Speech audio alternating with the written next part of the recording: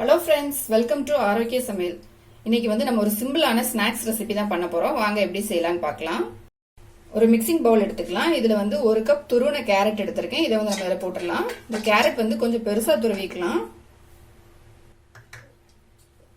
ஒரு உருளைக்கிழங்கு எடுத்திருக்கேன். இதை நான் நல்லா துருவி வச்சிருக்கேன்.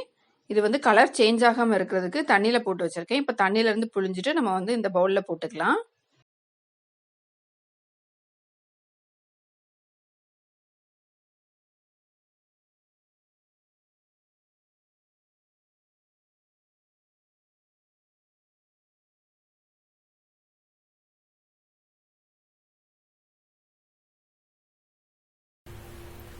இது கூடவே கொஞ்சம் பொடியா கட் பண்ண மல்லி இலை போட்டுக்கலாம்.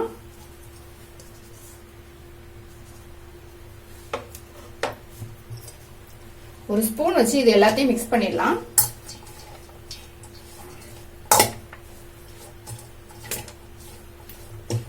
நல்லா மிக்ஸ் பண்ணிட்டு ஒரு நிமிஷம் இதை அப்படியே வச்சிடலாம். நம்ம இன்னொரு மிக்சிங் பவுல் எடுத்துக்கலாம். இதுல 3/4 கப் அளவுக்கு அரிசி மாவு எடுத்து வச்சிருக்கேன். இதை நம்ம இதுல போட்டுக்கலாம். ஒரு ஸ்பூன் அளவுக்கு சில்லி ஃபிளேக்ஸ் எடுத்து வச்சிருக்கேன். அதையும் நம்ம போட்டுக்கலாம். 1/2 டீஸ்பூன் ஜீரகம் போட்டுக்கலாம். தேவையான அளவு உப்பு சேர்த்துக்கலாம். எல்லாம் சேர்த்துட்டு இதையும் நல்லா மிக்ஸ் பண்ணிக்கலாம். இப்போ மாவு நல்லா மிக்ஸ் பண்ணி எடுத்துட்டேன். நம்ம ஃபர்ஸ்ட் உருளைக்கிழங்கு, கேரட், கொத்தமல்லி எல்லாம் போட்டு மிக்ஸ் பண்ணி வச்சிருந்த பவுல் எடுத்துக்கலாம். இதுல நம்ம ரெடி பண்ணி வச்சிருந்த மாவு இதுல போட்டுக்கலாம். போட்டுட்டு கை வச்சு மிக்ஸ் பண்ணிக்கலாம். இதை இந்த மாதிரி லூசா மிக்ஸ் பண்ணா போதும். ரொம்ப டைட்டா மிக்ஸ் பண்ண வேண்டாம். நமக்கு இந்த மாதிரி உதிரியா தான் வேணும். இதுல தண்ணி எதுவும் சேர்த்து நம்ம மிக்ஸ் பண்ண வேண்டாம். உருளைக்கிழங்குல இருந்து வரக்கூடிய தண்ணி வச்சே நம்ம மிக்ஸ் பண்ணிக்கலாம். நல்லா மிக்ஸ் பண்ணி எடுத்துக்கிட்டேன். நம்ம மிக்ஸ் பண்ண பிறகு பாத்தீங்கன்னா இந்த அளவுக்கு ஈரமா இருக்கு பாருங்க. இதான் இதோட சரியான பதம். ஸ்டவ் ஆன் பண்ணிட்டு ஒரு பேன் வச்சுக்கலாம். இதுல 1 ஸ்பூன் அளவுக்கு ஆயில் ஊத்திக்கலாம்.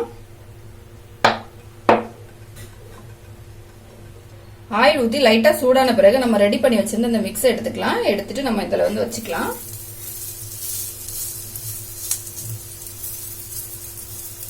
சின்ன ரவுண்ட் ஷேப்ல வச்சுக்கலாம். எண்ணெய் கையில பற்றாம பொறுமையா வச்சுக்கலாம். இதுல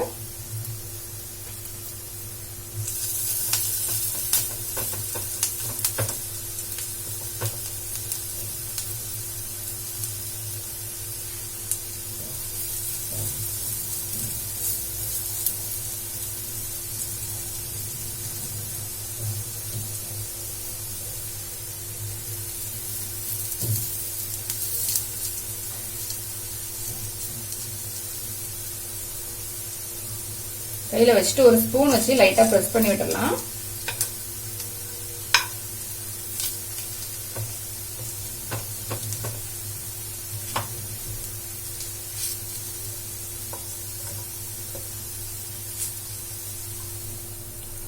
நம்ம இன்னொரு பக்கம் திருப்பி போட்டுக்கலாம்.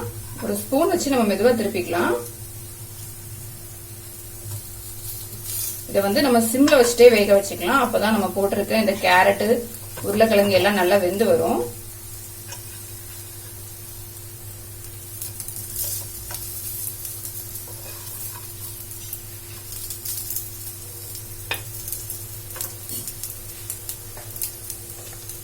கொஞ்சமா ஆயில் ஊத்திக்கலாம்.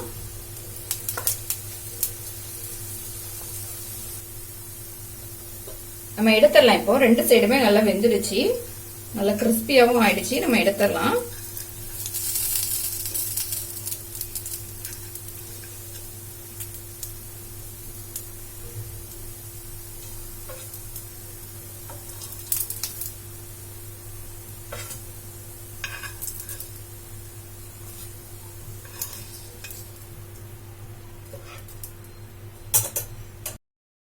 நம்மளோட ஸ்நாக்ஸ் ரெடி ஆயிடுச்சு. நம்ம வீட்டுல உருளைக்கிழங்கும் கேரட்டும் மட்டும் இருந்தா போதும். இதை சீக்கிரமா செஞ்சிடலாம்.